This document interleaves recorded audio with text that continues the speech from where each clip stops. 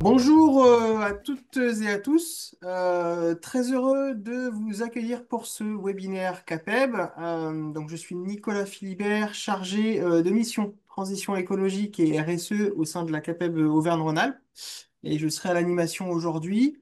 Avant de commencer, donc je tiens à remercier Lionel Tupin, le président de la CAPEB 74, ainsi que Sandrine Vega, la secrétaire générale de la CAPEB 74, tous deux à l'origine de ce webinaire. Et tout particulièrement, je tiens également à remercier Thibaut Guiraudy du pôle Excellence Bois, qui est notre intervenant d'aujourd'hui. Bonjour Thibaut. Bonjour Nicolas.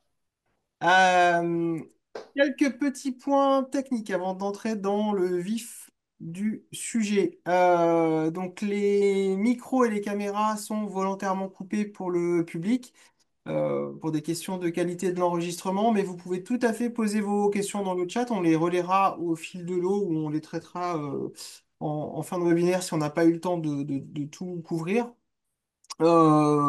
Également, une autre précision, ce webinaire est enregistré et sera diffusé donc sur les chaînes YouTube de la CAPEB Auvergne-Rhône-Alpes et de la CAPEB Haute-Savoie.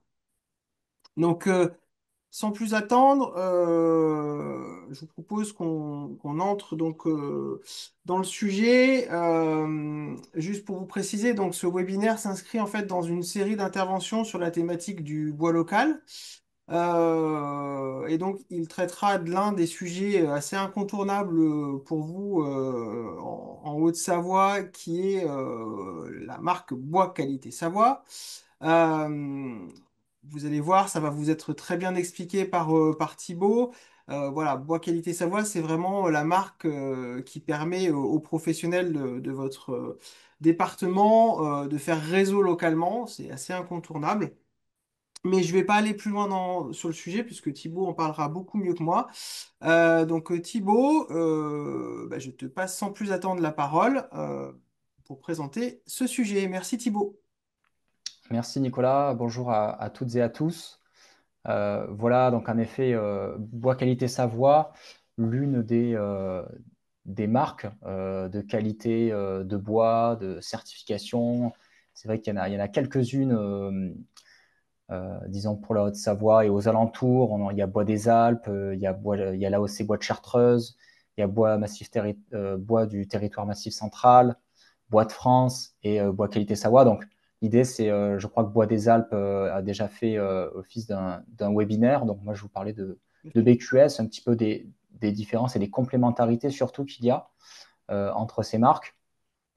Voilà, sinon, avant de rentrer dans le vif du sujet, moi, je suis chef de projet au pôle Excellence Bois, qui est une association qui structure la filière bois en Savoie et en Haute-Savoie. En fait, on est l'interprofession. Donc, vous connaissez peut-être les FIBois. Voilà, donc on est le même, le même organisme pour la Savoie et la Haute-Savoie. Et, euh, et voilà, je vous en dirai un petit peu plus sur Bois Qualité Savoie. Eh bien, tout de suite. Hop, donc déjà un point sur l'histoire de l'association. C'est en fait tout simplement une association loi 1901 qui a été créée en 2006 par des scieurs, dont l'objectif était de promouvoir et d'améliorer la qualité des sciages résineux issus des forêts des pays de Savoie. Voilà, en fait, la mondialisation, il y a déjà quelques dizaines d'années, a facilité le transport de bois, et notamment le transport de bois des pays scandinaves et de l'Allemagne et de l'Autriche, qui ont des bois de très bonne qualité, provenant en fait de forêts plantées, de sylviculture, et donc par conséquent d'arbres avec très peu de nœuds, très peu de déformations, de fils extrêmement droits, très resserrés, parce que des bois qui poussent dans des conditions très froides. Et donc ces bois-là sont arrivés sur le marché français et, euh, et donc en fait les, la filière aval ont un petit peu, on va dire, peut-être boudé le bois local, le bois français qui provient plutôt de forêts, en tout cas pour ce qui est de l'épicéa des pays de Savoie, qui provient de forêts euh, plus naturelles, qui sont gérées en futaies irrégulières. Donc, c'est en fait une gestion où on va venir prélever seulement quelques arbres, on va dire un quart, un tiers du volume de la parcelle. Des bois qui poussent en montagne, en pente, donc avec des fils peut-être moins droits, qui sont aussi soumis à des vents au fond de vallée, donc peut-être à des déformations un petit peu plus. Donc voilà. L'idée, c'était de remettre un petit peu un coup de fraîcheur et de remettre en avant ce bois local, qui est en fait à essence équivalente, l'épicéa ou le sapin, vis-à-vis de cette compétitivité du marché européen, voire mondial. Donc, en 2006, les scieurs créent l'association euh, et petit à petit intègrent des acteurs de l'aval de la filière et notamment des négociants et des charpentiers. Euh, L'association est aussi ouverte aux menuisiers. On n'en a plus, mais les menuisiers peuvent également adhérer.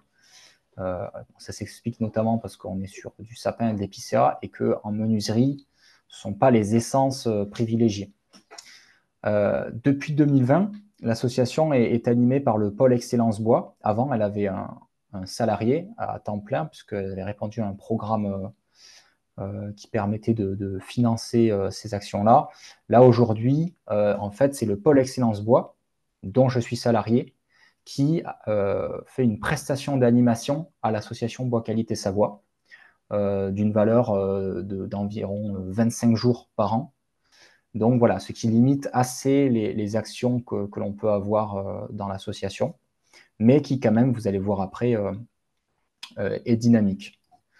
Voilà, donc vraiment les qualités de sillage. Du coup, cette association qui, pour mettre en avant la qualité des sapins épicés API, a créé un référentiel de qualité qui permet de marquer ces bois-là BQS. Voilà, donc je vais vous parler après. Donc aujourd'hui, Bois Qualité Savoie, c'est 18 adhérents. On a 8 scieurs, 2 négociants et 8 charpentiers qui représentent environ 600 emplois. En termes de volume, on est à plus de 94% de sapins épicéa qui sont approvisionnés par les scieurs BQS qui proviennent des forêts de Pays de Savoie. Autrement dit, donc, c'est 8 scieurs BQS, tout le sapin et l'épicéa qu'ils approvisionnent sur la totalité du volume. Il y a 95% du volume qui provient de Savoie, des forêts de Savoie et Haute-Savoie. C'est pas parce que c'est du BQS, c'est tout simplement une équation économique qui fait que une grume, donc un tronc qui sort de la forêt, euh, ça a très peu de valeur. Et un grumier, donc qui est chargé, un camion qui est chargé de grumes, il faut imaginer que sur le camion, il y a à peu près 3 000, maximum 4 000 euros. Donc derrière, transporter ce volume-là, ça coûte beaucoup d'argent. Le transport coûte cher. Donc naturellement, économiquement, les grumes voyagent très peu. Et donc c'est pour ça que les scieurs, en fait, s'approvisionnent généralement, même enfin, voilà, à 90% dans des forêts très proches autour de la scierie. Bien sûr, plus la scierie est grande, plus ce rayon d'approvisionnement est grand, mais ça dépasse les plus grosses scieries françaises, si elles dépassent les 300 km, c'est pour 1 ou 2% du volume, quoi. Sinon, ça reste 50 km à peu près à la ronde. Euh, donc, sur ce volume, il faut imaginer que près de 46 000 m3 de bois qualité Savoie ont été commercialisés par les scieurs, par ces 8 scieurs. Je ne sais pas si vous avez les chiffres en tête de Bois des Alpes, je ne les ai pas, mais voilà, c'est un volume très conséquent. Et en fait, les adhérents BQS, négociants et charpentiers, eux, consomment 10 000 m3 de ces 46 000 m3.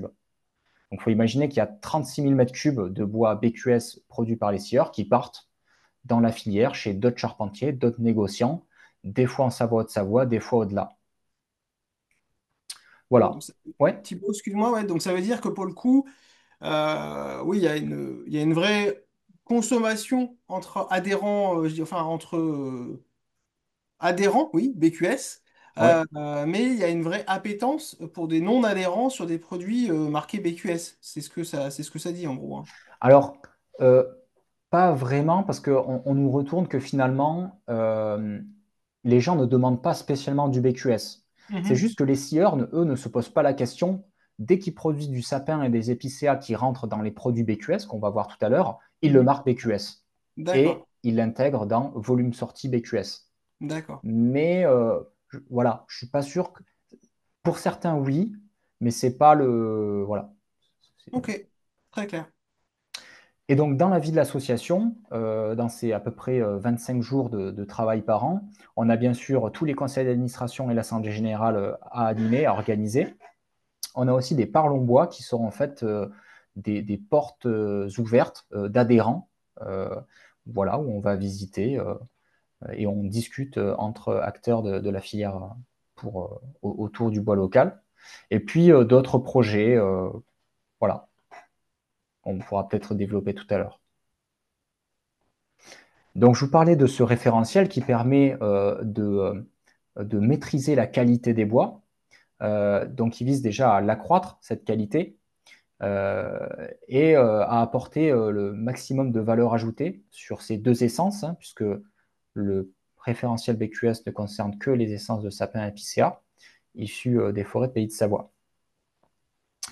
Et principalement pour la construction, mais aussi, on verra, pour un petit peu des produits d'ameublement. Et dernièrement, on a aussi développé d'autres filières, d'autres produits. Donc, on a une exigence de provenance pour les scieurs quand même, qui est de 85% au moins de ces sapins épicéas qui doivent provenir des forêts de Pays de Savoie. Alors, pour les petits et moyens scieurs, c'est très simple, ils sont quasiment tous à 100%. C'est plus pour les gros scieurs, voilà, où il faut quand même regarder pour rester dans ces 85%. Mhm. Et donc, ce référentiel, en fait, permet d'aller jusqu'au marquage d'une charpente, d'un agencement ou même d'un ouvrage. C'est-à-dire que si un maître d'ouvrage souhaite construire un bâtiment marqué BQS, il faut qu'il travaille avec toute la traçabilité BQS, c'est-à-dire le scieur et le charpentier doivent être BQS parce que les audits nous disent qu'ils sont capables d'approvisionner du bois local, de le tracer à l'intérieur de leur usine, et puis de le tracer même jusqu'à la pose sur le chantier. Voilà. Et donc ensuite, ce référentiel demande aussi des contrôles stricts sur la qualité des produits euh, chez le scieur. C'est-à-dire que les audits, comment ça fonctionne? Le scieur, chaque nouvel adhérent qui souhaite avoir le droit d'usage du référentiel a un audit initial. Cet audit initial, pour le charpentier, il vérifie que déjà vous avez bien un appro en BQS et ensuite que vous êtes capable de tracer le bois dans votre entreprise de l'entrée sur votre parc jusqu'à la pose sur le chantier. Voilà. Mais ensuite, vous n'avez plus d'audit. Ce sont que les scieurs qui vont avoir ce contrôle strict de la qualité, où un auditeur va venir en fait tous les 2 ans vérifier la qualité des produits sur le parc. Donc, c'est pas un auditeur qui vérifie si les personnes sont formées. Enfin, si, il le fait aussi. Mais en plus de vérifier que les personnes sont formées, que les personnes font les bons tests pour vérifier la qualité, il va aussi vérifier la qualité du produit fini sur le parc en choisissant au hasard un paquet. Et ça a quand même beaucoup de valeur sur le contrôle. Alors, Thibaut, je me permets de t'interrompre. On a des questions, on a deux catégories de questions un peu. La première chose, sur ce contrôle que tu évoques là, qu'est-ce qui va être regardé effectivement dans ce contrôle? Est-ce que tu peux nous donner un petit peu peut-être des exemples hein, sur ce qui va être Oui, vraiment testé sur les bois? alors oui, alors je disais, il y a deux types de contrôle. Il y a le contrôle qui va se faire au niveau administratif pour vérifier la traçabilité, pour vérifier l'origine des bois. Donc, ça vérifie en fait toutes les factures. L'auditrice vérifie toutes les factures. Euh, Elle vérifie aussi la traçabilité, donc je disais, grâce à l'audit PEFC. Et ensuite, elle vérifie le produit fini. Et donc, le produit fini, elle vérifie, ben, comme vous le voyez sur l'image là, Mhm. les dimensions, elles doivent être bien respectées, plus ou moins un certain nombre de millimètres. Elle vérifie l'humidité, si c'est un produit qui doit être à une humidité maîtrisée. Elle vérifie aussi la qualité du produit. Donc, en fait, elle va reclasser le produit visuellement par rapport au nombre de nœuds, à la taille des nœuds, à une fente, etc. Donc, elle dépile tout le paquet et puis on regarde. Enfin, je dis on parce que du coup, je le fais souvent une fois par an avec l'auditrice. Donc, on dépile tout le paquet, on vérifie en fait, les singularités du bois pour vérifier qu'il a bien été classé visuellement. Mhm. Et, ok, et quand tu parlais de traçabilité, hein, parce que je pense que c'est un point important, c'est aussi des questions qui nous remontent.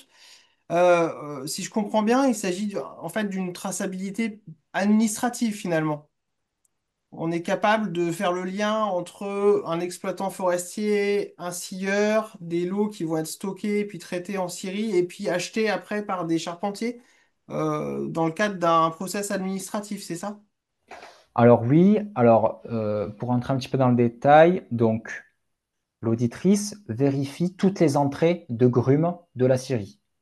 Et donc, dans ces entrées, on a l'origine, dans quelle commune a été exploité le bois. Alors, on n'a pas le nom du bûcheron, mais Mhm. on a la commune dans laquelle a été, d'où provient le bois. Donc déjà, elle est capable de dire en pourcentage combien de volume vient de Savoie, etc. Et en fonction des essences, parce qu'il y a aussi marqué l'essence. Mhm. Donc là, déjà, elle maîtrise qu'est-ce qui rentre dans la scierie. Ensuite, lors de l'audit initial, elle a vérifié que le scieur, avec son système de gestion, est capable de enregistrer ça, enregistrer les entrées, enregistrer les sorties. Et ensuite, elle regarde les sorties. Et donc ça, c'est les factures de vente, tout ce qui a été vendu avec l'étiquette BQS. Mhm. Et donc, comme elle a la sortie, elle a l'entrée, elle peut vérifier que le scieur a bien vendu un volume cohérent de BQS par rapport à ce qui est rentré. Ok, très clair. Voilà. Merci Et pour Thibaut. le, et Ouais, pour le charpentier, ouais. il y a moins de questions à se poser puisque l'audit est seulement initial, où on va vérifier en fait que vous êtes capable de tracer le bois, c'est-à-dire vous savez ce qui rentre, à l'intérieur du process, comment vous fonctionnez, est-ce que vous fonctionnez par chantier, par paquet, etc. Mhm. Et puis ensuite, sur le chantier, remarque que je crois que non, c'est pas regarder, on va jusqu'à la sortie de l'entreprise, quoi, Mhm. direction le chantier. Mhm. Oui, c'est principalement des histoires d'approvisionnement et après de bien différencier peut-être chez un charpentier les voilà, les différents lots de bois qui vont être utilisés pour des chantiers derrière, quoi. C'est ça, par exemple, si on nous dit, ben voilà, cette machine, de toute façon, on travaille par chantier, Mhm. voilà, on va comprendre que c'est OK. En fait, pour une maison individuelle BQS, il prend son paquet de bois BQS et dans la Mhm. machine, il n'y a que du bois BQS. Donc après, il le met de côté et il sait trier. Par Mhm. contre, si, il faut vérifier qu'il n'est pas dans sa speed cut deux chantiers en même temps, un BQS, un pas BQS, qui fait rentrer du bois un petit peu, voilà, et que tout se mélange Mhm. dans le process, quoi. Ouais, très clair. Merci Thibaut. Euh, donc sur les produits BQS, on va avoir plusieurs gammes. Les trois gammes historiques, donc les trois premières, construction, charpente et bois sur liste. Là, vous avez la charpente choisie qui est en fait la charpente de plus belle qualité C24. La charpente traditionnelle qui est aussi visuellement de belle qualité mais qui est C18 en termes de qualité structurelle. Et ensuite, vous avez la gamme construction, charpente et bois standard et bois d'ossature. Donc la charpente standard, c'est plutôt tout ce qui va être chevron, tout ça. Donc il me semble que c'est aussi du C18. Vous avez l'ossature, l'ossature bois, vous connaissez tous. Les produits de couverture. Voilà, donc là on est sur des produits un petit peu plus standards, on va dire, hein, sur cette gamme. Là où la gamme construction, la première, on est voilà, sur du bois sur liste. Et ensuite, la troisième, on a tout ce qui est aménagement intérieur, extérieur et débit de menuiserie. Donc des plateaux et planches de menuiserie, des planches choisies de Savoie, les lames déco Chablis, les parements Chablis et les parements sapin BQS. Voilà. Et ensuite, on a deux nouvelles gammes qu'on a fait entrer. C'est les bois collés à façon. C'est-à-dire que aujourd'hui, le seul lamelliste qui pourrait être certifié BQS ne l'est pas. On voulait quand même se donner le droit de vendre des lamellés collés BQS euh, par prestation de service. C'est-à-dire que c'est le scieur qui demande une prestation de collage à un colleur avec du bois BQS et qui lui colle les bois et qui lui renvoie les poutres. Et donc, le scieur est capable de vendre euh, du lamellé collé BQS. Et pour éviter les dérives et qu'un scieur envoie ses bois je ne sais où, de l'autre bout de la France pour les coller ou en Autriche, on a bien ciblé, on a bien contraint le fait que ce soit déjà chez un colleur français et à une certaine distance, un certain rayon, il me semble que c'est 100 km à la ronde. Mm. Voilà. Et en France. Je précise parce qu'en Haute-Savoie, on est proche de la Suisse, Mm. de d'autres Ouais, pays. tout à Voilà. fait. Mm. Voilà. Et ensuite, une toute nouvelle gamme qui, pour l'instant, est juste dans le référentiel et dans les statuts, mais pour l'instant, qu'on n'a pas encore développé, sont les granulés, puisque les scieurs, c'est dans le titre, hein, produisent beaucoup de sciure. Et ces sciures sont très utilisées pour fabriquer des granulés. Donc, en fait, les adhérents BQS, notamment les scieurs, sont propriétaires de la matière première principale pour fabriquer des granulés. Et donc, l'idée, c'est de pouvoir sortir des sacs de granulés BQS qui provient à 100% des scieurs BQS. Voilà. Et donc, le tableau que vous avez à droite, c'est simplement un exemple. Euh, En fait, c'est une feuille qui est dans le référentiel, hein, qui explique comment classer les bois. Alors là, on est sur la feuille de la gamme construction charpente et bois standard, bois d'ossature. D'ailleurs, charpente standard, ossature, couverture. Et donc, suivant les produits et suivant les critères, on a des exigences différentes. Voilà, et on peut voir hein, que notamment les altérations biologiques bleues sont admises. Euh, voilà, donc en fait, ce n'est ni plus ni moins que la norme, sauf que euh, sur quelques critères, on a augmenté un petit peu les exigences. Voilà. Jamais baissé, puisque de toute façon, on n'a pas le droit. La norme, c'est le strict minimum. Mais voilà, sur quelques critères, on a augmenté les contraintes. Excuse-moi Thibaut, je me Ouais, permets de te couper, c'est intéressant effectivement puisque tu fais le lien avec le bleu, hein, avec un autre webinaire que nous avons tourné ensemble sur le bois bleu, le bois scolyté. Et donc on voit qu'on est cohérent entre ces deux sujets. Merci exact. d'avoir noté ça. Mhm. Alors, les particularités de la marque, ça c'est pour expliquer un petit peu les complémentarités et les différences qu'il y a avec les autres marques que je vous citais au début. Déjà, il y a le périmètre géographique, puisque Bois Qualité Savoie, c'est sur la Savoie et la Haute-Savoie, on est sur deux départements, que ça soit la provenance des bois euh, et les entreprises. C'est-à-dire que si vous voulez être adhérent BQS, il faut avoir son siège en Savoie ou en Haute-Savoie. Pour des produits de construction, mais on a vu du coup qu'on a développé l'aspect aussi, bon, ameublement, hein, construction. L'ameublement, je le mets dans le mot construction, mais qu'on a développé aussi la partie granulée qu'on est en train de développer. Et pour les deux essences, sapin et épicéa. Voilà, par exemple, bois des Alpes, vous avez beaucoup plus d'essences qui sont traitées. La traçabilité, donc c'est la possibilité de tracer le bois du scieur à la pose sur chantier. Voilà, je crois que la OC Bois de Chartreuse, par exemple, euh, a une traçabilité plus amont, c'est-à-dire du propriétaire avec l'exploitant forestier, etc. Il y a une traçabilité qui est plus sur l'amont de la filière. Nous, c'est à partir, alors je dis du scieur, mais bien sûr, on vérifie l'origine avec la commune d'où provient les bois. Euh, donc cette provenance, qui doit être au minimum de 85% des forêts de Savoie et Haute-Savoie, avec un système au crédit. Donc, c'est un petit peu ce que j'expliquais tout à l'heure sur la traçabilité, c'est-à-dire qu'on vérifie que avec le ratio, il n'y ait pas plus de bois BQS qui sortent de chez le scieur que ce qu'il en est rentré. Voilà. D'accord, c'est le système de crédit, c'est ça, hein. C'est en fait Ouais, vérifier cette adéquation-là entre les entrées et les sorties, quoi. c'est ça. Ok. Ensuite, vous avez un droit d'accès à une plateforme d'achat qui s'appelle Cantis, s'appelait anciennement PME Central. Et donc là, cette plateforme, elle vous donne le droit à pas mal de réductions sur plein d'outils, de fournitures.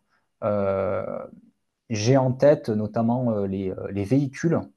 Apparemment, c'est très intéressant si vous voulez acheter un véhicule. Et en fait, c'est une cotisation que l'on a groupée avec BQS. Donc, le fait d'adhérer à BQS vous donne le droit d'utiliser la plateforme Cantis. Et Malak, qui s'occupe d'animer notamment BQS, mais pas que, hein, tous les adhérents BQS, elle est vraiment top. Elle fait l'effort d'aller voir quasiment tous les adhérents chaque année pour vous expliquer un petit peu comment ça fonctionne, la plateforme, les nouveaux produits, etc. Et on essaye, on l'invite chaque année à l'Assemblée générale pour qu'elle puisse aussi présenter les nouveaux produits de manière plus collective. Mais voilà, quand elle vient vous voir, elle est vraiment à l'écoute de vos besoins et elle essaye de vous diriger vers ce qui vous correspond le mieux. On m'a posé aussi, on m'a dit de parler de coûts des bois BQS. En fait, il n'y a absolument pas de surcoût sur les bois marqués BQS. Voilà, faut vraiment s'imaginer que le scieur n'attend pas qu'on lui demande euh, une commande en BQS pour le marqué BQS. Tous les bois en sapin épicéa qui peut rentrer dans le référentiel, elle le marque BQS sur l'étiquette et avec un coup de bombe que vous avez pu sûrement voir des camions avec des paquets de bois marqués BQS en rouge.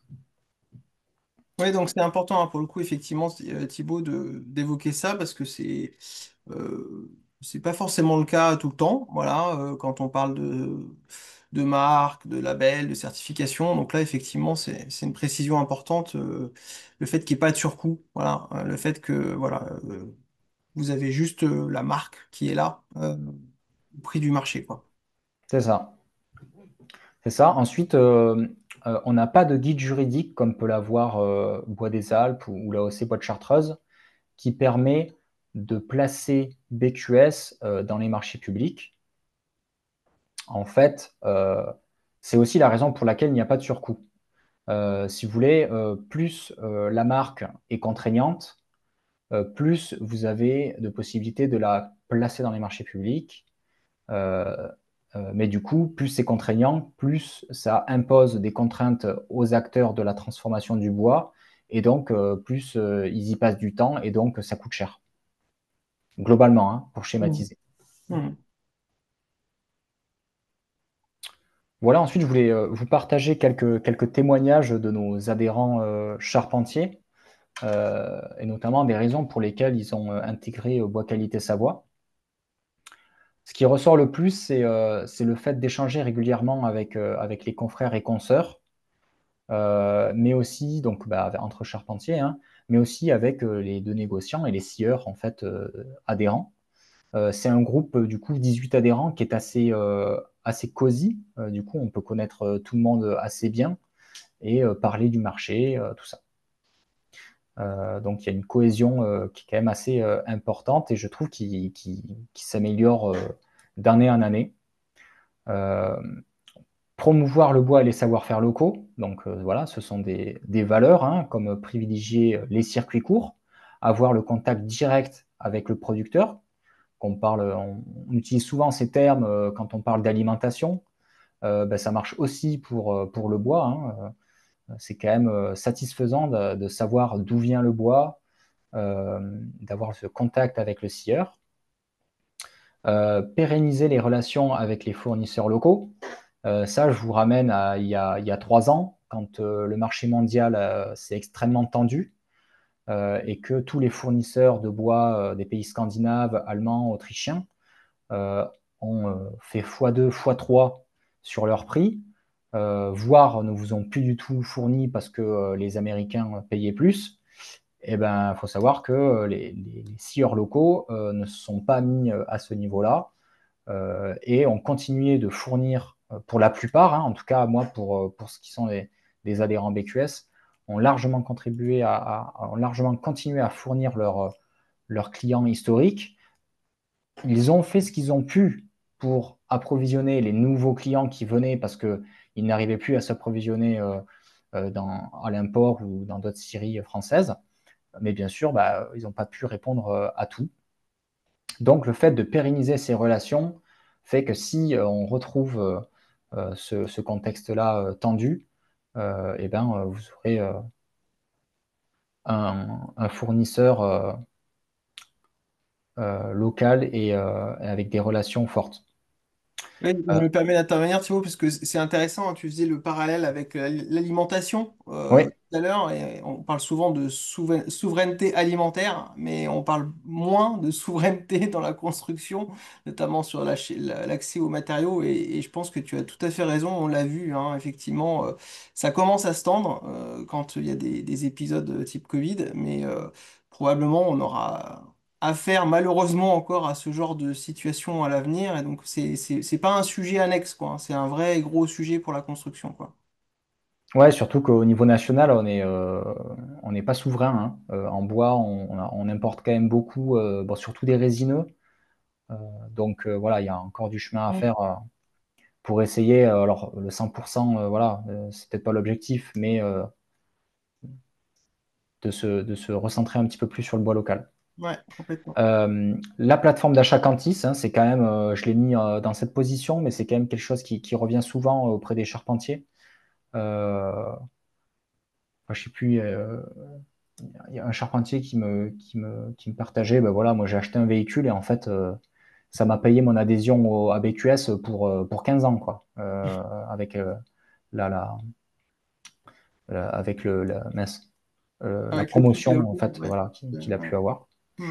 Euh, Ensuite, limiter l'impact carbone des constructions. Bon, mais voilà, hein, c'est l'aspect bois local. Le bois se transporte beaucoup moins. Des produits certifiés PEFC et bien sûr des bois de structure marqués CE, ça c'est la base.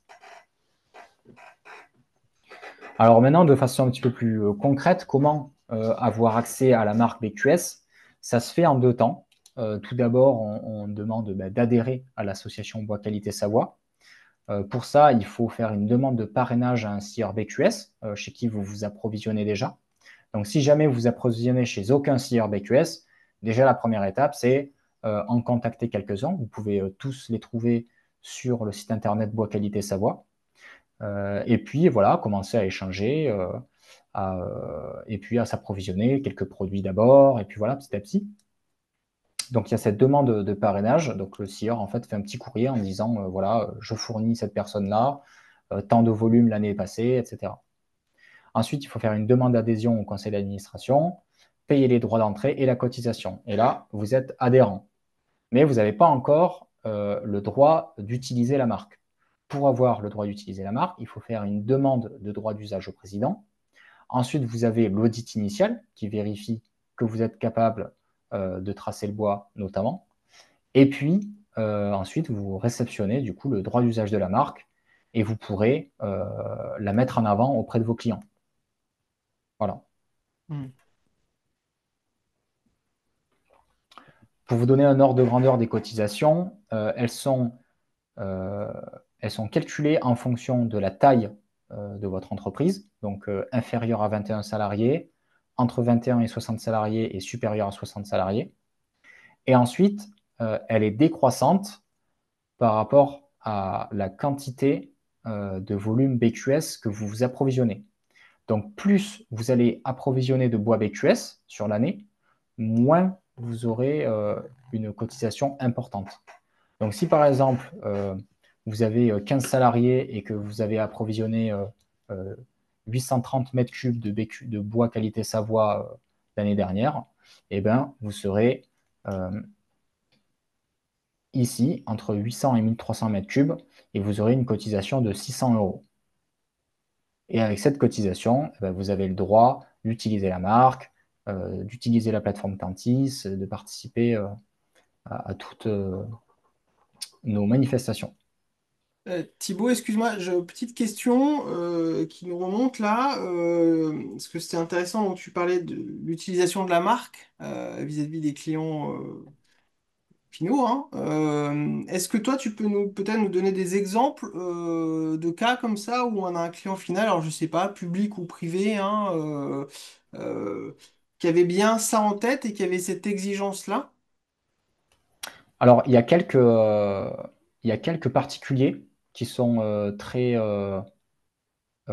comment dire, attentifs et à ce circuit court, à tout ça, qui peuvent en effet vous demander, ou alors vous le vendre aussi, hein, c'est-à-dire que Bien vous sûr. pouvez arriver à vous démarquer Hmm. de d'autres charpentiers en vendant cette chose-là.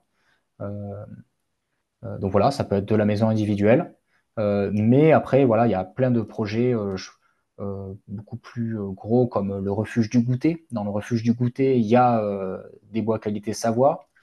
Vous avez le collège de Rumi qui a été fait en bois des Alpes, bois qualité Savoie. Euh, voilà, tout type de projet en fait, hein.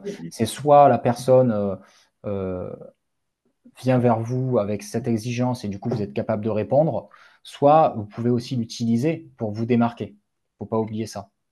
Tout à fait, c'est intéressant et pour le coup, je pense que c'est intéressant que tu en parles effectivement parce que nous, c'est un sujet qui commence à remonter de plus en plus dans le réseau, hein, cette exigence de travailler sur des dimensions RSE, de maîtriser un peu l'analyse du cycle de vie des projets qui sont faits. Et là, la partie approvisionnement est complètement essentielle. Et c'est un outil, effectivement, parmi d'autres, hein, mobilisable pour travailler sur ce sujet, quoi, sur cette dimension-là. Hmm. Merci Thibaut. Ben voilà, j'en ai terminé. Ça, c'est mon contact. Si vous voulez avoir plus d'informations sur l'association, sur le référentiel, etc., vous avez aussi le site internet de Bois Qualité Savoie. Euh, et voilà, et si peut-être un petit dernier point sur les FDES, puisque ça m'a fait, ça m'a donné la puce à l'oreille quand tu as parlé d'impact carbone et d'analyse de cycle de vie. Aujourd'hui, Bois Qualité Savoie n'a pas de FDES spécifique, parce que bah, il y a déjà Bois de France, Bois des Alpes qui en ont fait. Maintenant, on ne s'interdit pas, il y a des configurateurs de FDES qui peuvent être utilisés pour ajuster en fait une FDES et l'optimiser. Voilà, par contre, on partira pas sur des FDES neuves puisque ça coûte très cher. Et puis pour l'instant, ça vaut pas le coup. En tout cas, on est au seuil 2025. Ne serait-ce que construire en bois déjà permet de construire. Peut-être que quand on arrivera au seuil plus important, 2028-2031, il y aura un peu plus d'intérêt à optimiser ces FDES et donc à en faire une, à en configurer une pour BQS. Hmm, complètement. Complètement. Eh bien, écoute, merci beaucoup Thibaut. Je pense que tu as vraiment donné toutes les informations, en tout cas essentielles, pour rentrer sur ce sujet-là, pardon. On a bien indiqué tes coordonnées. En tout cas, un grand merci pour cette présentation. Pour ce qui est des questions, donc là, bah, je pense on a tout couvert hein, au fil de l'eau, donc on va pas forcément t'en reposer maintenant, hein. On Ok, traitera ça, pour le coup enfin voilà, on mettra en relation très volontiers. Merci, bah, merci à tous les participants justement pour ces questions qui ont permis d'affiner un petit peu certains détails. N'hésitez pas à contacter votre CAPEB ou Thibaut, hein, vous avez toutes ces coordonnées là dans la présentation si vous voulez, si vous êtes intéressé, si vous voulez avancer sur le sujet. Merci encore à toi Thibaut. avec plaisir. Au plaisir de se revoir pour un prochain sujet sur le bois. Et puis moi, bah, je vous dis à bientôt pour d'autres webinaires sur le sujet des transitions. Merci. Au revoir. Au revoir.